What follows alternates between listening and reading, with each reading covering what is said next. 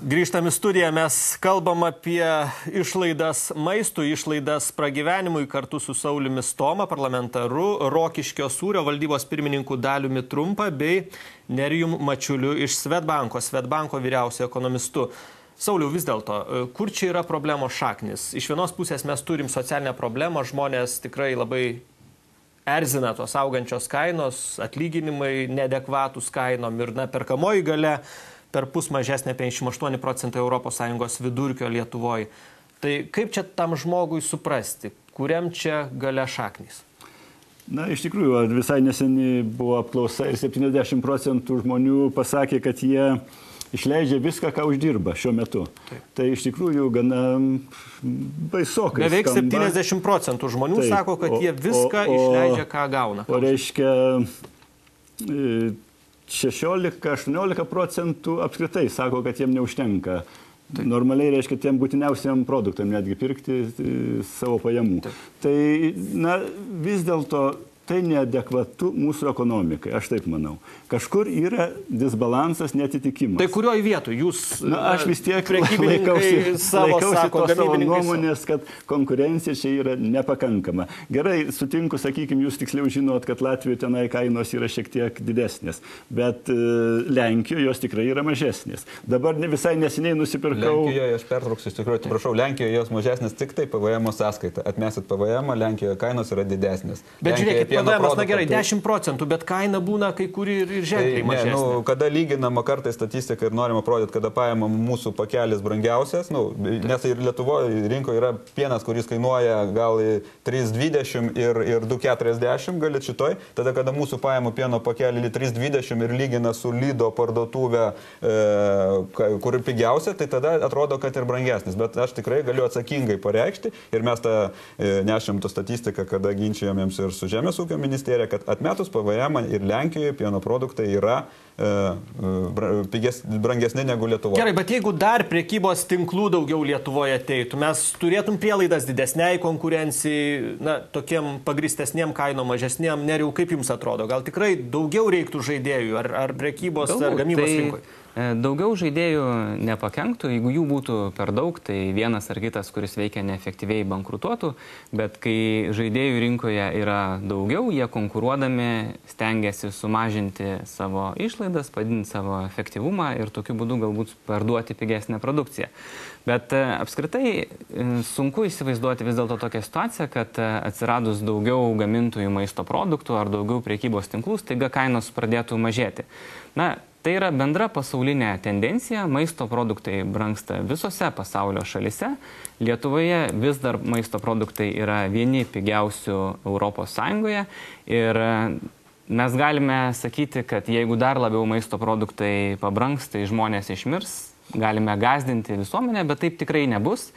Tai du dalykus galime pasakyti. Vienas, tai tikrai maisto produktai brangs ir vienais periodais lėčiau, kitais periodais greičiau, bet turbūt per artimiausius 10 metų priartės labai prie ES vidurkio, o tai, kad tas maisto produktų brangimas staiga čia sukels mirčių iš bado, tai iš tiesų tai yra tokia retorika, kuri bereikalingai gąsdina Lietuvos gyventojus. Aš tikrai tikiu, kad Lietuvoje yra gyventojų, kurie išleidžia visas savo pajamas tik pačioms būtiniausiams prekiams. Statistika ir apklausos rodo 60-70%. Bet jeigu jūs paklaustumėte Amerikos gyventojus, ten irgi gaunantis atlyginimą 3 ar 4 tūkstančius JAV dolerių per mėnesį, jis irgi išleidžia visas savo pajamas. Kodėl taip yra? Jis tiesiog neturi noro taupyti, jisai turi didžiulius poreikius vartoti, galbūt ne tik maistą, bet įsigyti ir prabangius automobilius ir taip toliau. Aš nesakau, kad Lietuvoje yra tokia situacija, bet tai, ką rodo statistika apie Lietuvos taupimo normą, ji yra viena žemiausių Europos Sąjungoje. Tai yra Lietuvos gyventojai visai netaupo. Bet iš ko taupyti, Nerijau? Jeigu 40 nuošimčių populiacijos uždirba 1000 į rankas, tai iš ko taupyti? Bet gyventojų pajamos per paskutinius 10 metų daugiau nei padvigubėjo. kainos nepakilo tiek daug, Lietuvos gyventojų perkamoji galia padidėjo.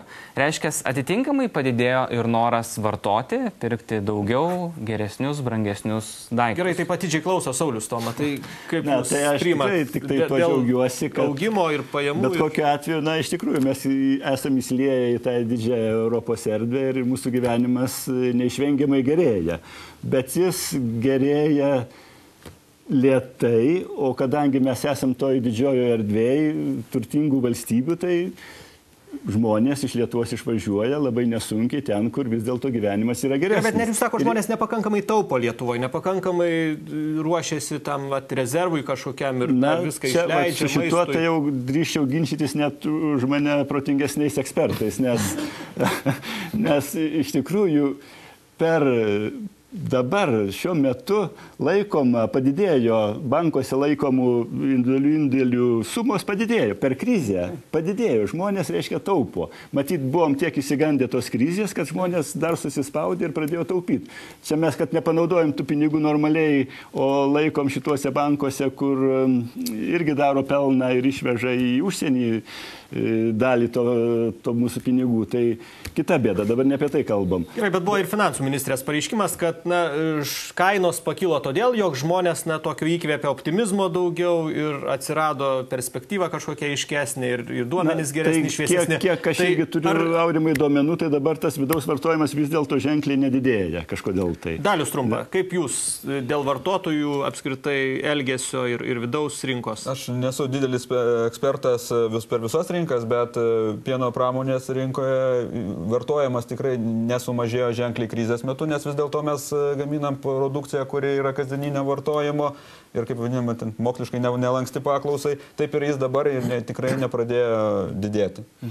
Bet buvo, beje, Daliau, dar prezidentas kažkada pasakyta mintis, jog Lietuvoje, lyginant su vakarais, būtiniausių prekių maržos antkainiai yra didesni nei vakaruose. Vakaruose prekybininkai ar gamybininkai iš tų apyvartos, tokios didelės apyvartos prekių daro mažesnės maržas. Aš nesu pieno prekybos tinklų atstovas, negaliu pasakyti, bet logiškai galvojant, jeigu vakaruose tai bendram krepšelį maistas sudaro tik 13%, gal tu gali ir užsidėti mažą maržą, nes tau nupirks ten ir drabužių, ir puodų, ir keptuvių. Kada pas mus sudaro tenai 26 ar daugiau, tai ant tos didelės maržos, jeigu uždėsi ant keptuvių, tai iš vis jos niekas nepirks ir vešis iš Latvijos, ar Estijos, ar Lenkijos, ar Vokietijos. Čia dar yra ir kitas momentas. Tai yra tai, kad vis dėlto mažoje rinkoje yra sunku dirbti su mažesnėm maržom, nes yra daug fiksuotų sąnaudų, ar ne? Ir pavyzdžiui, kur Vokietijos prekybos tinklas, tas pats Lidlas, dirba su mažesniu 1% pelningumu.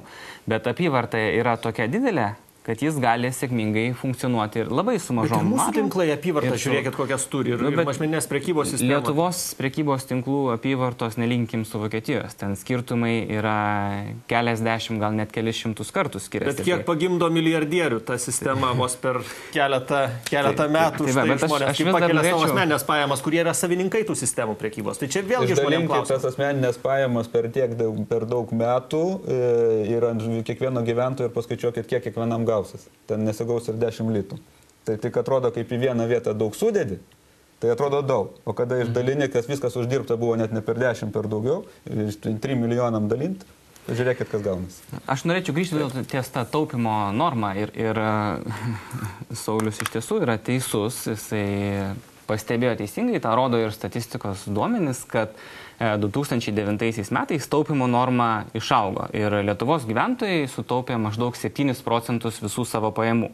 Bet 2007 metais, 2008 metais ta taupimo norma buvo neigiama. Reiškia, jie išleido daugiau pinigų, negavo pajamų. Tai ir dabar tie 7% nėra normalus rodiklis. ES vidurkis yra 12%. Tai vis dar Lietuvos gyventojai taupo nepakankamai tam, kad galėtų pasiruošti kažkokioms krizėms, netikėtams pajamų praradimams. Tai aišku, viena priežastis yra ta, kad jie negauna pakankamai pajamų, kad galėtų taupyti. Bet kita priežastis yra ir ta, kad galbūt ne visi tie, kurie galėtų taupyti, supranta, kad tą reikia daryti, netgi tada, kai laikai yra geri. Gerai, bet grįžkim dar prie tų išlaidų, nuo ko mes pradėjom. Ir išlaidų maistui, pragyvenimui, būtiniausių išlaidų. Vis dėlto, ar atsakė, Sauliau, jūsų tas abejonės prieš laidą, kad ar viskas jums čia išaiškėjo dėl rinkos, dėl kainos, kainodarų, gamybininkų pelnų? Na, visų pirma, tai aš tikrai pasilieku prie savo nuomonės, kad yra tie susitarimai, jie tik tai neištyriami.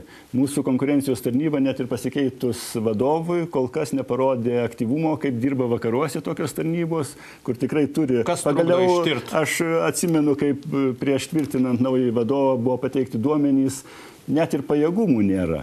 Yra vakaruose didžiulės pajėgos, kurios, reiškia, tiesiog vos nesusiekimo priemonėm, kurios kontroliuoja, kad tų susitarimų nebūtų, nes tai yra labai svarbu. Iš tikrųjų, gali būti net keli subjektai dideli, bet jeigu jie gerai prižiūrimi, tai tarp jų konkurencija vyks. O gali būti daug subjektų rinkoje, bet jeigu jie sugebės susitarti, pasižiūrės viens į kitą ir laikys kainas aukštesnės negu galėtų, tai bus blogai. O vis dėlto aš manau, kad didžiausia problema yra ne tie gamintojai, kiek iš tikrųjų prekybos tinklai, kurie yra oligopolijos situacijoje ir kurie tikrai neatsižvelgia į tą visuomeninį interesą, į tą bendrąjį gėrį, o tikrai galvoja vien apie pelną ir tikrai, statistika 10 turtingiausių žmonių rodo, kad tikrai šitie būtent prekybininkai, na, čia kaip tas iš kioskelių gimė kapitalizmas Lietuvoje, tai matyt, tas kažkiek gal neįsižeistas kioskelinis mąstymas ir dar gyvuoja tarp prekybininkų, kad jeigu aš galiu užkelt,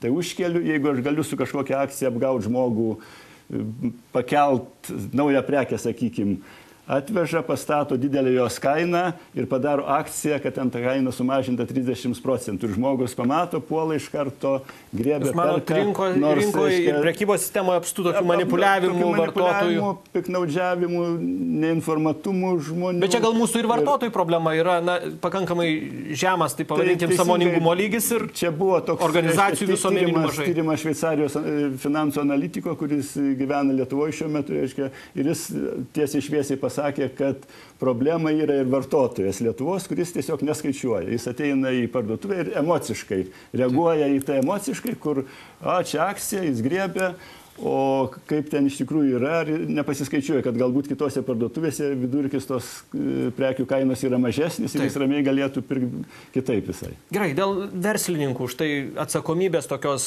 galvojimo apie visumą, kad ne vien man pelno daug, bet ir kažkaip vis tiek visų kartų vaikai auga ir visi norim kažkaip tai išgyventi šitam laive išplaukti. Daliu, ar to trūksta, kaip jūs matot?